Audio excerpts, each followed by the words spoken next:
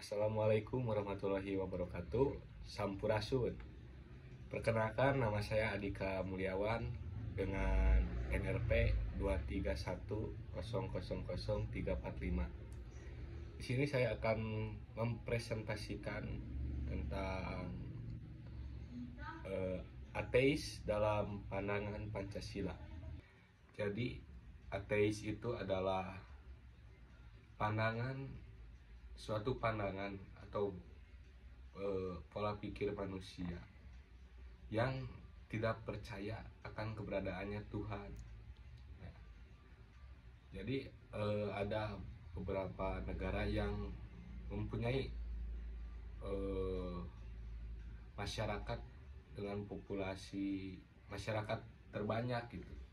Contohnya seperti Republik Ceko, terus Korea Utara, terus ada Jepang dan juga Cina. Atau bisa lebih jelasnya ini ada penjelasannya dari PPT. Nah, kenapa kok di Indonesia sangat sedikit sih yang menganut ateis? Ya karena di Indonesia itu mempunyai Pancasila yang dijadikan sebagai dasar negara. Jadi dalam Pancasila itu ada sila yang berbunyi ketuhanan yang Maha Esa. Jadi maksud dari ketuhanan yang Maha Esa itu ya masyarakat Indonesia itu wajib mempercayai keberadaannya Tuhan. Jadi mau tidak mau ya harus percaya dengan adanya Tuhan. Dan juga ada faktor-faktor yang lain seperti di Indonesia kan sangat beragam agamanya. Ada 6 yang diakui oleh Indonesia, yaitu Islam, Kristen, Katolik, Hindu, Buddha, dan Konghucu. Ada 6 yang diakui di Indonesia. Nah, kemudian muncullah kata ketuhanan yang Maha Esa itu diambil dari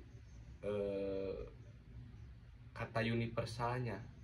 Jadi misalkan kan sempat sila ke-1 itu dirubah. Jadi di sila ke-1 yang belum diganti itu lebih ke arah Islam, lebih ke arah agama Islam, dan kemudian diganti menjadi ketuhanan. Ya, ketuhanan itu untuk mewakili dari masing-masing agama. Jadi misalkan ya sebenarnya sama-sama juga konteksnya Tuhan, cuman beda nama dari sisi agama lain. Jadi diambilnya Tuhannya saja, di garis besarnya aja universal, jadi biar bisa dipakai atau ya bisa dipahami lah untuk semua agama. Nah, dari situ sejarahnya awal tuh. Dan di dalam undang-undang juga ada, seperti dalam Undang-Undang Dasar 1945 pasal 28E ayat 1, bebas, ada kebebasan untuk memilih agama sesuai dengan keyakinannya masing-masing. Namun kan ateis ini adalah garis besarnya itu tidak percaya keberadaannya Tuhan. Dia tidak mempercayai adanya Tuhan. Jadi kenapa tidak boleh? Ya karena itu, karena ateis itu kan artinya juga kan ateis itu adalah sebuah keyakinan yang tidak mempercayai adanya Tuhan. Nah, sedangkan kan di Indonesia ini mempunyai Pancasila gitu, mempunyai Pancasila. Jadi sebenarnya kalau menurut pandangan Pancasila itu tidak boleh, karena bertentangan dengan Pancasila ateis itu. Nah, tapi misalkan kok ada misalkan kayak agama Sunda Wiwitan atau kepercayaan disebutnya, dan agama kejawen diperbolehkan di Indonesia, tidak jadi rumrah gitu di Indonesia. Itu karena di dalam Sunda Wiwitan atau kejawen itu, di dalamnya itu mempercayai keberadaannya Tuhan, jadi tidak bertentangan gitu dengan Pancasila, beda seperti ateis. Nah seperti itu. Jadi sebenarnya agama, ya, kepercayaan ateis itu tidak boleh, meskipun di Indonesia sudah lumayan udah ada yang mempunyai kepercayaan ateis. Kenapa tidak ditindak? Karena tidak boleh, ya mungkin karena ada toleransi lain mungkin ya, tapi sebenarnya tidak boleh. Ataupun ya sebagai toleransi lah, makanya ada juga agama ateis. Cuman ya boleh,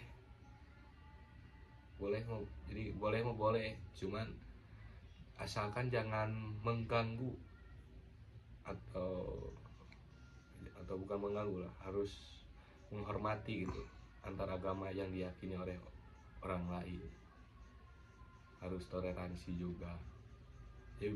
Tapi yang mempunyai keyakinan ateis itu harus siap dengan konsekuensinya, seperti itu. Kayak yang menikah beda agama juga kan di Indonesia belum bisa. Nah begitu juga yang ateis. Yang ateis itu belum bisa bebas di Indonesia, karena yaitu bertentangan dengan Pancasila, seperti itu. Jadi ya kesimpulannya mah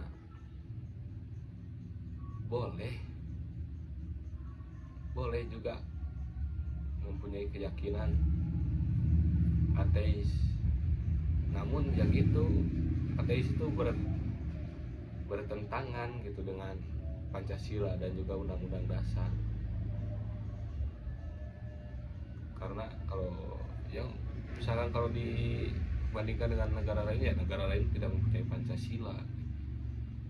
Jadi makanya boleh juga, atau ada faktor-faktor yang lain. Nah seperti itu.